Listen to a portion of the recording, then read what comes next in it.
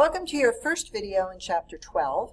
Chapter 12 deals with a lot of calculus ideas that we're just going to basically touch the surface before you get to calculus. But they're fun, they're easy, and some of them you've done before. The beginning of this chapter deals with the concept of limits, and we have talked about limits before. This goes a little bit deeper. I've done something I haven't done before for you. I have totally typed up this worksheet, and we are just going to fill this worksheet in as the notes. You don't have to cut and paste anything. All right, here we go. A limit of a function as that value x approaches a certain value c will exist if and only if both one-sided limits exist and are equal. So let's talk about what a one-sided limit is. A one-sided limit is when, for example, if you look right here, do you see how that is a negative c? All right? It's not a negative c. It looks like a negative c, but that means you're approaching c from the negative side, from the left side. Some books also say from below. This is the limit as you are approaching c from the right, from the positive side, or from above, some books will say. And if both of those are equal, and then they will equal the same number, that is the limit of the function as you write that function. And that really should not be there at all. It should just be the limit as it approaches c. So you can kind of take that little bitty part out. What I'd like to do is to just work through some examples to demonstrate this for you. So the first thing I'd like you to do is to examine the limit as x approaches negative 3. Now that's important. See how the negative is on the left. So that actually is negative 3 of the function 1 minus 5x.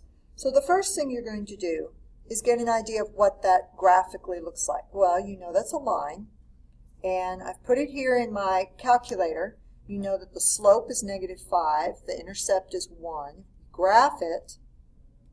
It has a negative slope, so it's going that direction.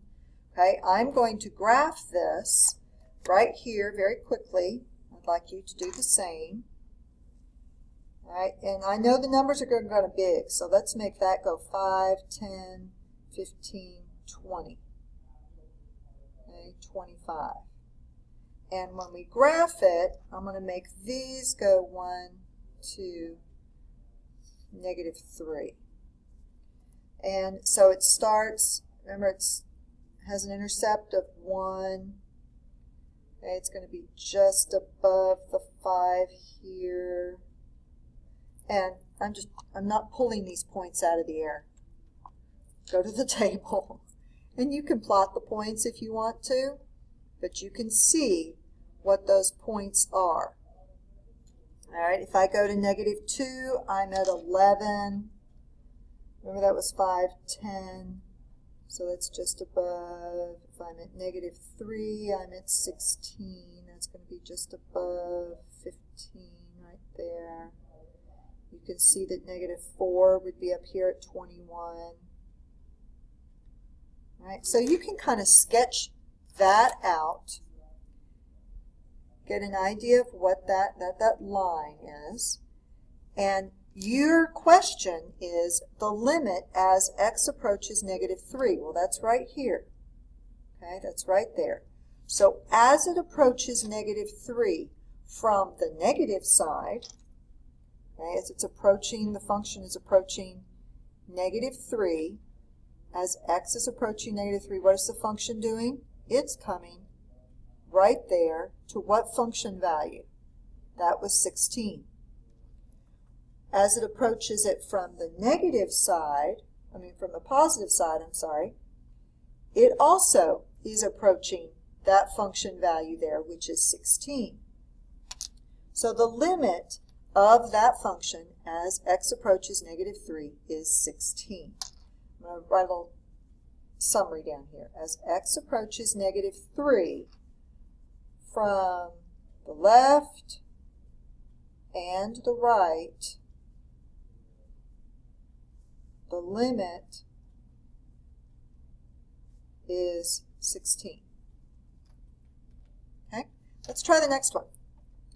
Next one, I already have set up here conveniently on another calculator. I'm going to slide this over a little bit. And that glare is really bad. Is that glare better? Oh, much. All right. There we go. Now remember to put these in with parentheses when you're putting it into the calculator. And you should notice something about that function. What do you notice that you can do to the denominator here? That really is x plus 2 over x plus 2 times x minus 2, right? So what do you think is happening here at negative 2? That may be a hole in our graph, all right? And that's the limit. That's where we're trying to go. So that may cause a bit of a problem here. So let's go ahead and graph it and see what happens. Oh, look, I have a vertical asymptote. Vertical asymptote at 2. That's because right here, after I factored, I was left with x minus 2 in the denominator. So I have this vertical asymptote here at 2. Negative 2 is right there, and it looks like it exists. It looks like it's right there underneath the graph. If I go to the table and go look at negative 2, oh, look, it says it's an error because there's a hole there, right? If you plug in negative 2 in that function, it doesn't exist at that value. All right, let's quickly sketch this out. I'm going to pause the video and you can sketch it out as well, please. The temptation is to look at the graph and say, all right, at the table at negative 2, the function doesn't exist, so my limit must not exist. The limit can exist where the function does not, and that's a very important thing to know. So yes, the function doesn't exist at negative 2, but we're going to find that the limit does. So as you've copied your graph, you've got a graphical representation for this function. But now we want to know, when we just looked at the table, we saw that at negative 2 it said error. Well, we're going to change the table. We're going to let the table start still at negative 2, but we're going to change the table so that the table goes by 0.01, and that helps us see the different parts. So table set is right here above the window. So the second table set, we want it to start at negative 2, and we want the change to go 0, negative 1. You go back to the table, and you can see that as the function is approaching negative 2 from the negative, okay, so as it's getting towards the positive infinity, you see what's happening? It's approaching negative 0.25. As it's approaching negative from the positive side, this is from the negative side, this is from the positive side, it's going to also be negative 0.25. And you can see that when you break the table down into little bitty pieces. So our limit actually here is negative 0.25. And now I want you to understand that the function has a hole at negative 2. It does not exist, but the limit does. And that happens. So, whoops, left the E out. So I need you to understand that you can't just plug in points. Now, you did that over here. All right, we could just easily plug in negative 3 into this function and see, oh, look, 1 minus 5 times a negative 3, that's going to give me 16. But here, if I plugged in the negative 2, it gave me an does not exist, undefined. You can't just blanketly say that's the limit. You have to more closely evaluate the function. All right, now we're going to look at a piecewise function. And I have conveniently already started graphing this, but I'm willing to bet that some of you have forgotten how to graph a piecewise function in the calculator. And so I would like to show that to you. One thing you need to note when you're graphing this, we're going to graph the two equations, but you need to put the equation in parentheses. So the first thing I've done is put negative 0.5x plus 2 in parentheses. And then you're going to divide it by the restriction.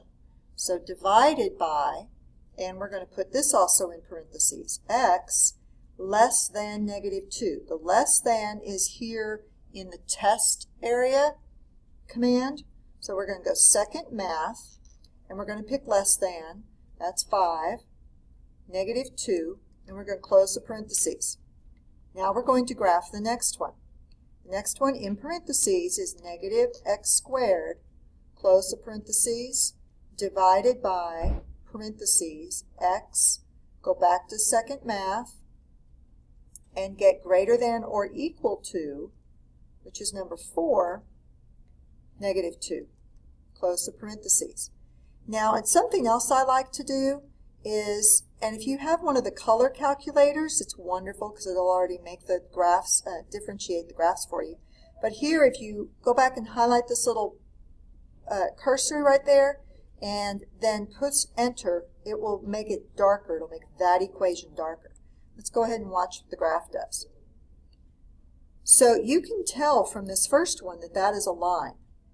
And you can tell from the second one that it's a parabola going down. But when you do the division and you put the parameters in for you, it will graph the piecewise function, which is very nice. Now here you can tell it does not include negative 2 in the line, but it does in the parabola. You cannot tell that from the graph. You would need to look at the table to be able to tell that apart. So I'm going to pause the video while I graph this. All right, your graph probably looks a little better than mine, but at least it'll give us a representation here. So now let's look at the limits.